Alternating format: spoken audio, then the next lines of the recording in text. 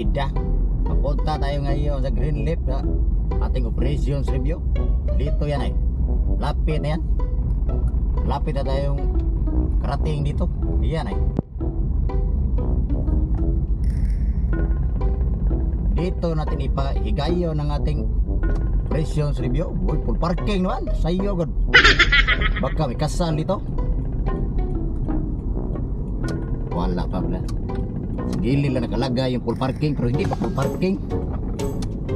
Pwede pa tayo pumasok dito. Stop for inspection. Okay, dito na tayo sa loob ng parking area. Lalim.